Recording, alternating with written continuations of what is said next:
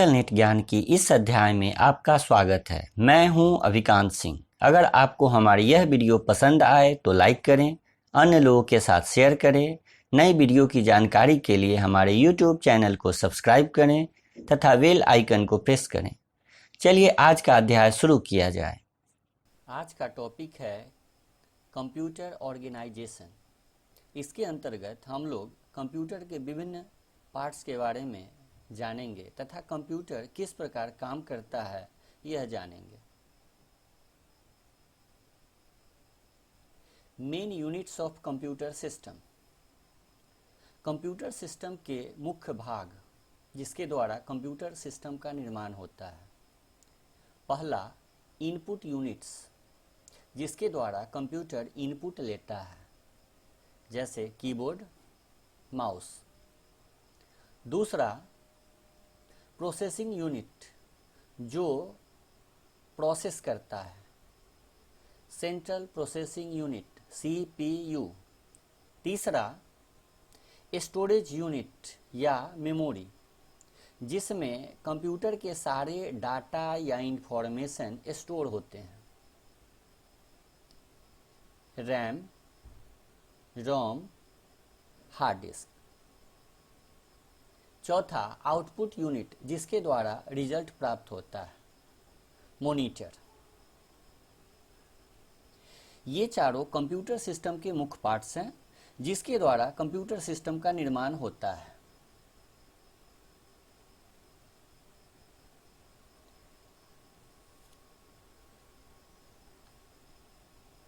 इस डायग्राम के द्वारा यह पता चलता है कि कंप्यूटर किस तरह से कार्य करता है।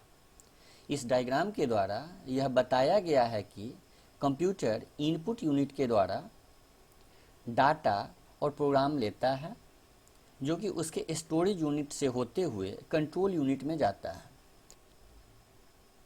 कंट्रोल यूनिट से अर्थमेटिक लॉजिक यूनिट में ट्रांसफर होता है। फिर अर्थमेटिक लॉजिक यूनिट उस कार्य को संपादित करता है तथा कंट्रोल यूनिट को रिजल्ट देता है। फिर कंट्रोल यूनिट उस रिजल्ट को कंप्यूटर के आउटपुट यूनिट पर शो कराता है तथा फ्यूचर के लिए उस रिजल्ट को स्टोरेज यूनिट में स्टोर कर लेता है, सेकेंडरी स्टोरेज में, जैसे हार्ड डिस्क ड्राइव है या पेन ड्राइव है या CD DVD ड्राइव है, जिसके माध्यम से या जिसमें आप स्टोर करना चाहते हैं उसमें स्टोर कर सकते हैं। इस प्रकार इस डायग्राम के द्वारा यह पता चलता है कि कंप्यूटर इनपुट यूनिट के माध्यम से डाटा और प्रोग्राम लेता है, उस पर प्रोसेस करता है और आउटपुट यूनिट पर रिजल्ट देता है। काम करने के दौरान इसे स्टोरेज यूनिट की ज़रूरत होती है। स्टोरेज यूनिट दो प्रकार का होता है, सेकेंडरी स्टोरेज और प्राइमरी स्टोरेज, जिसके बारे में अलग से अध्याय में हम लोग डिस्कस करेंगे कि स्टोरेज यूनिट क्या होता है, इसके कितने टाइप होते हैं, कौन कौन स्टोरेज यूनिट है, किस ढंग से काम होता है, ये सारा चीज़ जानेंगे।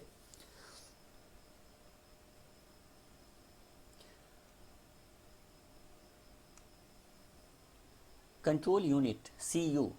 Control unit is a component of a computer's central processing unit CPU. It tells the computer's memory, arithmetic logic unit and input-output devices how to respond to a program's instructions. It acts as a supervisor. अर्थात control unit central processing unit का एक भाग है जो यह बताता है कि किस ढंग से काम करना है। कंप्यूटर के मेमोरी को, अर्थमेटिक लॉजिक यूनिट को और इनपुट आउटपुट डिवाइस को ये बताता है कि कोई भी इंस्ट्रक्शंस अगर आता है तो उस इंस्ट्रक्शंस के रिगार्डिंग किस ढंग से काम करना है। अगर 5 काम एक बार में आ गया तो किस काम को पहले करना है, किस काम को बाद में करना है। काम को करने के लिए हमारे पास पर्याप्त हार्डवेयर और सॉफ्टवेयर मौजूद है या नहीं है, ये सारी चीज़ को चेक करना, ये सारा काम कंट्रोल यूनिट करता है। यानी कंट्रोल यूनिट का काम है हर चीज़ को, ओवरऑल हर चीज़ को देखना, और देखने के बाद ये डाटा को ट्रांसफ़र करता है अर्थमेटिक लॉजिक यूनिट को कि इस काम को किया जाए। इस प्रकार कंट्रोल यूनिट को सुपरवाइजर भी कहा जाता है। Arithmetic logic unit ALU The major operations performed by the ALU are addition, subtraction, multiplication, division, logic and comparison. Data is transferred to ALU from storage unit when required. After processing, the output is returned back to storage unit for further processing or getting stored. अर्थात arithmetic logic unit computer के मुख्य कार्य जैसे addition, subtraction, multiplication, division, logic and comparison ये सारे काम को करता है। जोड़ने का काम हो, घटाने का काम हो, गुना करने का काम हो या भाग करने का काम हो या लॉजिकल कोई वर्क हो या डाटा के बीच में कंपेयर करना हो, तो ये सारे काम को करने के लिए अर्थमेटिक लॉजिक यूनिट जिम्मेदार हैं। यही इस सारे कार्य को करता है। Arithmetic logic unit storage unit से डाटा प्राप्त करता है, उसको यूजफुल इंफॉर्मेशन में कन्वर्ट करता है अर्थात रिजल्ट बनाता है और इसे कंट्रोल यूनिट को ट्रांसफर कर देता है। कंट्रोल यूनिट इसको आउटपुट यूनिट पर शो कराता है और साथ ही यूजर के रिक्वायरमेंट के अनुसार इसे सेव भी कर देता है फ्यूचर में अगर यूज हो तो। Central Processing Unit CPU, the arithmetic logic unit and the control unit of a computer system are jointly known as the Central Processing Unit. It is also called as the brain of a computer system.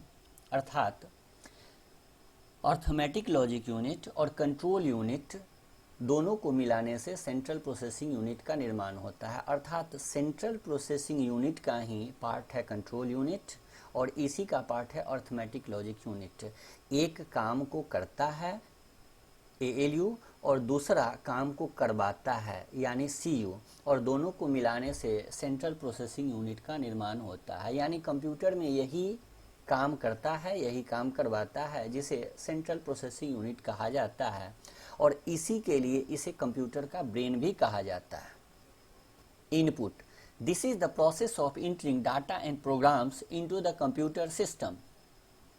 अर्थात यह एक process है computer में data और programmes को डालने का। यानी हम लोग जो भी इंटर करते हैं, कंप्यूटर में इनपुट करते हैं, वह प्रोसेस इनपुट कहलाता है। जैसे 2 4 6 या कुछ भी इंटर किए, राम श्याम सोहन मोहन कुछ भी लिखे या कुछ भी डाटा या प्रोग्राम कंप्यूटर में जब हम कीबोर्ड या माउस के माध्यम से या कोई भी इनपुट यूनिट के माध्यम से इंटर करते हैं तो उसे इनपुट कहा जाता है। और जिस डिवाइस के माध्यम से कंप्यूटर में डाटा और प्रोग्राम डालते हैं उसे इनपुट यूनिट कहा जाता है। Input device, this is a device by which user entering data and programs into the computer system. अर्थात वह डिवाइस जिसके माध्यम से कंप्यूटर में डाटा और प्रोग्राम्स इंटर किया जाए, डाटा और प्रोग्राम को डाला जाए। जैसे keyboard, mouse, scanner, joystick, track ball, barcode scanner, ये सब इनपुट डिवाइस है जिसके माध्यम से कंप्यूटर में हम लोग डाटा और प्रोग्राम को डालते हैं प्रोसेस करने के लिए। Output, this is the process of producing results from the data for getting useful information। अर्थात वह प्रोसेस जिसके माध्यम से आप रिजल्ट प्राप्त करते हैं, यानी रिजल्ट प्राप्त करने का प्रोसेस आउटपुट कहलाता है। जैसे डाटा इनपुट किए, प्रोसेस हुआ और उसके बाद हमें रिजल्ट प्राप्त हुआ, वो रिजल्ट जो प्राप्त हुआ उसे ही आउटपुट कहा जाता है। Output device, this is a device by which user getting the result. यानी वह डिवाइस जिसके माध्यम से यूजर रिजल्ट प्राप्त करे, जिस पर यूजर रिजल्ट को देख सके। जैसे मॉनिटर है, प्रिंटर है, प्रोजेक्टर है। यानी जब हम इनपुट करते हैं कीबोर्ड माउस के द्वारा, CPU उसको प्रोसेस करता है, यूजफुल इंफॉर्मेशन में कन्वर्ट करता है और मॉनिटर पर वह शो करता है, तो मॉनिटर हमारा आउटपुट डिवाइस हुआ। Storage unit, the device on which we are saving data and instructions is known as storage. Commonly used storage devices of a computer are hard disk, solid state drive, SSD, memory cards, pen drive, etc. यानी storage unit वह unit है जिस पे आप data, programmes या instructions या किसी चीज़ को स्टोर करते हैं। जैसे आपका हार्ड डिस्क है, जैसे आपका एसएसडी है जो लेटेस्ट है, नया अभी चल रहा है, जैसे आपका मेमोरी कार्ड है, जैसे आपका पेन ड्राइव है जिसे फ्लैश ड्राइव भी कहा जाता है। ये सब स्टोरेज यूनिट है जिसमें या तो डाटा सेव करते हैं या ये काम करने में आपका मदद करता है। Some special points. Internal memory also called primary memory. For example RAM, ROM. RAM यानी रैंडम एक्सेस मेमोरी, रोम यानी read only memory. Internal memory को ही प्राइमरी मेमोरी कहा जाता है। कंप्यूटर मेमोरी से रिलेटेड एक चैप्टर आएगा जिसमें हम लोग पढ़ेंगे इंटरनल मेमोरी, एक्सटर्नल मेमोरी या जो भी मेमोरी है कंप्यूटर का, उसके बारे में डिटेल में आप सभी को जानकारी दिया जाएगा। External memory also called secondary memory. For example CD, DVD, pen drive, HDD, SSD etcetera. अर्थात एक्सटर्नल मेमोरी को ही सेकेंडरी मेमोरी कहा जाता है, अर्थात द्वितीयक मेमोरी। जैसे CD यानी कॉम्पैक्ट डिस्क, DVD यानी डिजिटल वीडियो डिस्क या digital versatile disc, pen drive, HDD hard disk drive, SSD solid state drive. ये अभी हार्ड डिस्क के जगह पर SSD लगाया जाता है। मॉडर्न लैपटॉप में या कंप्यूटर में आप लगा सकते हैं। ये काफ़ी फास्ट काम करता है, अभी कुछ महंगा है। A bit is the short form of binary digit. It is the smallest unit of memory. अर्थात बाइनरी डिजिट का शॉर्ट फॉर्म है बिट। बिट यानी बाइनरी डिजिट। यह कंप्यूटर मेमोरी का सबसे छोटा इकाई होता है। अर्थात किसी चीज़ को कैलकुलेट करने के लिए या नापने के लिए किसी यूनिट का ज़रूरत होता है। जैसे हम किसी चीज़ को नापते हैं, अगर हम कपड़े को नाप रहे हैं तो उसको नापने का एक यूनिट है, अगर हम डिस्टेंस को नाप रहे हैं तो उसको नापने का एक यूनिट है। यानी किसी चीज़ को मापने का एक यूनिट बना हुआ है। उसी ढंग से कंप्यूटर में जो डाटा रखा हुआ है, इलेक्ट्रॉनिक डाटा है, उसे नापने के लिए, उसे मापने के लिए एक यूनिट बना हुआ है जिसका सबसे छोटा इकाई है जिसे हम बिट कहते हैं। The computer works on a 2-digit 0 and 1 which is called binary number system. अर्थात कंप्यूटर 2 डिजिट पर काम करता है, 0 और 1 पे, जिसे बाइनरी नंबर सिस्टम कहा जाता है। यानी कंप्यूटर बाइनरी नंबर सिस्टम पे काम करता है जिसमें 2 नंबर होते हैं, 0 और 1। यानी कंप्यूटर सिर्फ 0 और 1 समझता है, इसी के द्वारा सारे इंफॉर्मेशन का निर्माण होता है, 0 एंड 1 के द्वारा।